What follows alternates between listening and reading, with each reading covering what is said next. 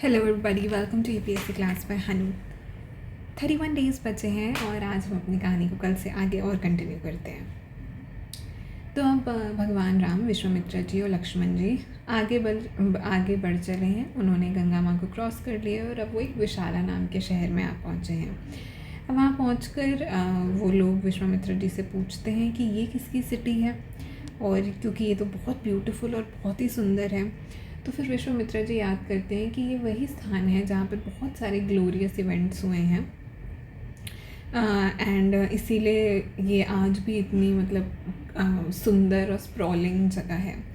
फिर वो बताते हैं कि जो कृतयुग था, जिसे हम सतयुग कहते हैं, क्योंकि हिंदू ब्रह्मांड विज्ञान में हम 4 युगों के बारे में बात करते हैं, जिसके अंदर से सतयुग सबसे पहला और सबसे शुद्ध युग माना गया है, जिसे गोल्डन युग भी कहते हैं, स्वर्ण युग भी कहते हैं, गोल्डन एज। तो वो बताते हैं कि इन दैट गोल्डन एज दिति और अदिति थी डॉटर्स ऑफ दक्ष, जो कि थे ब्रह्मा जी के पुत्र। तो दिति अदिति थी उनकी 2 बेटियां, ब्रह्मा जी के पुत्र की 2 बेटियां थी। उन्होंने जो ऋषि कश्यप थे उनसे विवाह किया था एंड इसलिए उनके और बहुत पावरफुल सन्स थे।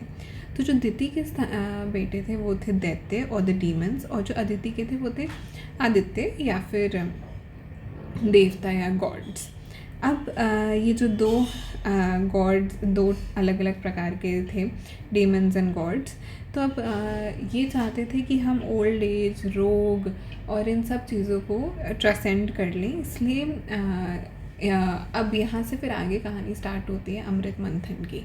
तो देवताओं को लगा कि हमें तो आगे अब we have to be powerful और हमें वीक नहीं पड़ना है, और इसके लिए वो जाते हैं विष्णु जी के पास कि कुछ हमें समाधान दो और क्या करें क्या ना करें।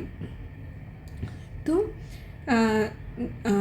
उनको ये विष्णु जी आइडिया देते हैं कि आप अमृत आपको प्राप्त करना पड़ेगा, और उसके लिए वो अमृत आपको मिलेगा क्षीर सागर यानी दूध के सागर के मंथन से। अब दूध के सागर का मंथन, जैसे हम to churn the ocean of milk to get amrit, the nectar that would help them attain immortality.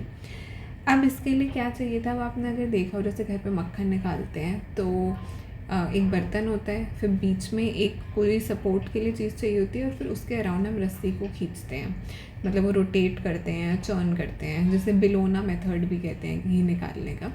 अब उसी को इसमें सोचो कि अब ये तो पूरे समुद्र का ही मंथन करना है, तो जो बीच में पोल चाहिए था, सपोर्ट चाहिए था। सो दे मेड जो मंदर पर्वत है वो उनको मंथन की छड़ी के रूप में माना गया, और जो नागों के राजा Vasuki, because he was a many headed king of the serpents, वो बने रस्सी। सो ये हो गई चर्निंग स्टिक हुए मंदर पर्वत, और रस्सी हुए वासुकी जी। सो अब इन्होंने स्टार्ट किया मंथन। तो the brave sons of Diti and Aditi began churning and soon, जैसे ही उन्होंने वो मंथन स्टार्ट किया उसमें से अलग अलग चीज़ें प्रकट होने लग गई। धन्वंतरी जी निकले, जिनको फिजिशियन ऑफ द गॉड्स कहा जाता है। अगर आप रिलेट करो तो दिवाली से पहले धनतेरस आता है, तब धन्वंतरी जी की पूजा की जाती है। सो वो फिजिशियन ऑफ द गॉड्स निकले, अप्सराएँ निकली, और ना जाने क्या क्या, उसमें से बहुत चीज़ें निकलती गई। यहाँ से एक और लिंक ये भी बनता है कि मंथन के दौरान घातक विष भी निकला था, जिसको हलाहल कहते हैं, जो भगवान शिव ने ब्रह्मांड को बचाने के लिए ग्रहण कर लिया था, इसलिए उन्हें नीलकंठ कहा जाता है। तो ऐसे बहुत सारी चीज़ें निकली। 14 रत्न प्रकट हुए, ऐसा लिखा जाता है, या जिसमें कि लक्ष्मी माँ प्रकट हुई, चंद्रमा प्रकट हुए, ऐसी बहुत चीज़ें प्रकट हुई। तो अब जब ये सारी अलग अलग चीज़ें प्रकट हुई, अब एंड में ये भी था कि जब अमृत की बात आई तो ऐसा होने लगा कि अमृत जो है वो देवताओं को नहीं मिलने वाला था। तो विष्णु जी ने फिर लिया था मनमोहिनी का रूप, एंड उन्होंने आकर उन जो असुर थे, जो डीमंस थे, उनको डिस्ट्रैक्ट कर दिया, और फिर देवताओं को अमृत प्राप्त हुआ। तो ये चर्निंग फिर होती गई, एक फिर बैटल भी हुआ असुर के बीच में, और ये सब फिर फाइनली उनको अमृत प्राप्त हो जाता है। Now, in the end, Diti's son was slain, and Indra, the king of gods, ruled over the three worlds. अब जब दिति को ये पता चला कि उनके जो बच्चे थे दैत्य, उनका तो डेथ हो चुकी है, तो वो बहुत रोते रोते अपने पति के पास आती हैं, जो है ऋषि कश्यप, और बोलती हैं कि तुम्हारे बेटों ने, मतलब इनके दूसरे जो रानी से, सॉरी नॉट रानी, जो इनकी दूसरी पत्नी से पुत्र थे, उन्होंने इनके पुत्रों को मार दिया कि तुम्हारे पुत्रों ने मेरे पुत्रों को मारा है। मुझे एक ऐसा बेटा चाहिए जो कि इंद्र को मार दे, एंड मैं ऐसा पुत्र प्राप्त करके रहूँगी अपनी कठोर तपस्या और इस सब से। फिर कश्यप जी उनको फिर आगे बताते हैं कि तुम्हें मिल तो जाएगा ऐसा पुत्र अगर you stay in a state of purity for 1000 years, और फिर एक ऐसा पुत्र जन्मेगा जो तीनों लोगों को डिस्ट्रॉय कर देगा। और ये सुनते ही फिर दिति जो है वो अपनी ऑस्टेरिटीज़ बिगिन करती हैं। अब तो इंद्र जी हैं इनके स्टेप सन। अब जब उनको ये पता चलता है तो इंद्र जी जो हैं वो दिति के लिए उनको, मतलब उनकी बहुत सेवा करते हैं, और जो भी उनको चाहिए होता है वो ला कर देते हैं। तो दिति उनकी सर्विस से प्लीज़ होकर थोड़ा काम डाउन होने लगती है। फिर जब 990 साल गुजर जाते हैं तब वो इंद्र जी से बोलती हैं कि सिर्फ 10 ही साल बचे हैं, पर तुम so you will see your brother soon, but you do not worry. मैं उसके मन का ये जो डिज़ायर होगा ना तुम्हें मारने का, मैं उसको ख़त्म कर दूँगी, वो डिज़ायर नहीं रहेगा उसका। So you will conquer the 3 worlds और you will enjoy victory side by side. लेकिन अब होता क्या है कि दिति एक दिन सो जाती हैं, and she had slept with her head जहाँ उनके पैर होने चाहिए थे, तो इसको स्टेट ऑफ इम्प्योरिटी कहा गया। एंड जो इंद्र जी हैं वो डिलाइट हो गए, वो उन्होंने इस वीकनेस को एक्सप्लॉइट करके ही enters her womb and divided the embryo into 7 parts। अब ये जो एम्ब्रियो है वो मतलब रोता है गर्भ में, जब वो एंटर करके उसको 7 parts में डिवाइड कर देते हैं। तो दिति जो है वो उठ जाती है ये चीखने चिल्लाने की आवाज़ें सुनकर, और बोलती है कि नहीं नहीं मारो मत उसे, मारो मत। और जो इंद्र जी हैं वो for respect of her mother's words वो रुक जाते हैं, वो बोलते हैं कि मुझे माफ़ करिए, मैंने I entered your womb while you were lying in a state of impurity and cut up the one who was to defeat me.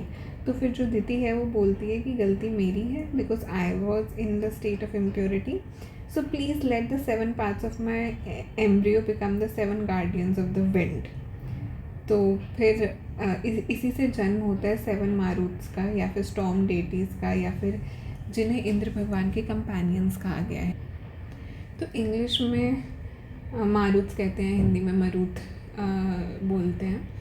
तो ये इंद्र के उग्र, शक्तिशाली और जो प्रकाशमान सेवक माना गया है इन्हें। जैसे अगर आप कभी फ़ोटो देखोगे तो अक्सर स्वर्ण कवच पहने जो इन्हें रथ पर सवार दिखाया जाता है। तो ये जो मारुत्स हैं दे सिम्बलाइज हवा, बिजली और जो गर्ज की शक्तियों का ये प्रतीक होते हैं, ये उसको सिम्बलाइज करते हैं। तो इंद्र भगवान के इनको कंपेनियन माना जाता है। तो ये फिर ये मतलब इस बैकग्राउंड था और बड़ी सी बहुत बड़ी स्टोरी थी।